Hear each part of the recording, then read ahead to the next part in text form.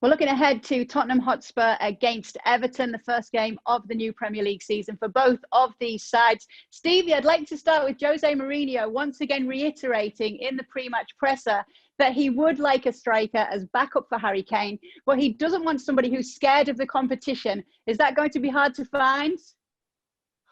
How about impossible? Yeah, come and play for us. Oh, by the way, you're going to be sold. I mean, what striker or player worth his salt is quite happy to accept that role? Not many. It has to be a young player. It has to be an up-and-coming player because you ain't getting a real top striker unless you get a Suarez, let's say, or a Cavani who understand that they're not going to play every game, but they can still offer something. If you get somebody like that, that's ideal. But I tell you what, it's going to be tough for him to find somebody to back Harry up. He said that Jose Mourinho said that he's already a little bit upset with the schedule because it could be that Spurs will be playing. I think it's nine. It started already 9 times in 22 days with the schedule that's coming up ahead. Is this just typical Mourinho, or does he have a point? I'm sure. We haven't kicked the ball yet, and he's moaning. I mean, does he think that the FA and whoever sorts everything out goes around trying to mess with him all the time? I mean, he talks as though there's some vendetta against him constantly. I mean, come on, everybody will find some problem with the schedule. And again, it's kind of getting to the stage whenever he moans, you actually stop listening. You don't want to hear it anymore because you've heard it all before. And as I said, what makes it worse? A ball's not even kicked yet. Come on. As for Everton, Carlo Ancelotti has already been pretty busy in the transfer market, perhaps the shiniest of those signings so far, James Rodriguez. Do you think he's going to do well in the Premier League? Wow. I mean, you talk about a gamble.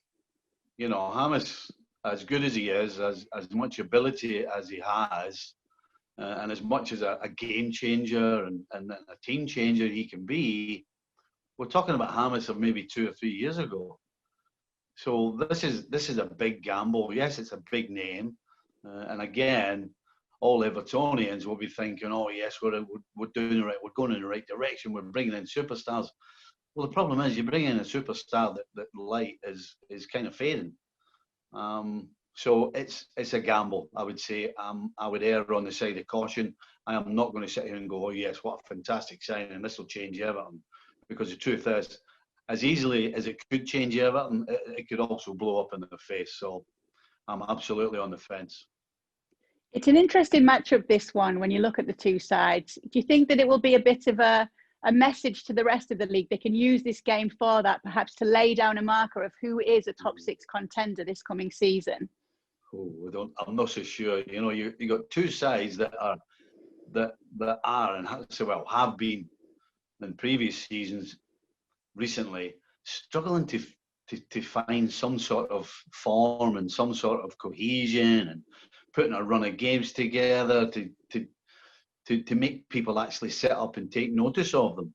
So this is a tester for me. These are two sides who, the way they talk about being the best in the country, being in the top 4, but look as though they don't have the ammunition or the players to actually get there. I would suggest Tottenham's got a better chance of finishing up there than Everton. Everton finished 12th last year, and to sign 2 players in James and Allen, who are in my opinion a huge gamble, and that's going to take you from 12th to try to get anywhere close to the top 4. I don't really see it. As far as Jose's team, we don't know what we're going to get. We'll get a lot of moaning, a lot of complaining from Jose probably, but as far as the team's concerned, I don't know. How do they go from 6th into the top 4, signing Doherty and Højbjerg? Because that's all they've done. So I'm not sure how they get in the top 4. What's your gut feeling then? What's your prediction for this game? You don't have to give me a scoreline, but do you think there's a winner? Oh, draw. I think as you got draw written all over it. I'm not sure, as I said, what we're going to get from either side. Certainly Tottenham, I think I've got the better players going forward, but they haven't been able to produce it consistently recently. So I'm going for a flat-out draw. Well, let's see what happens. It is Spurs against Everton coming up this weekend.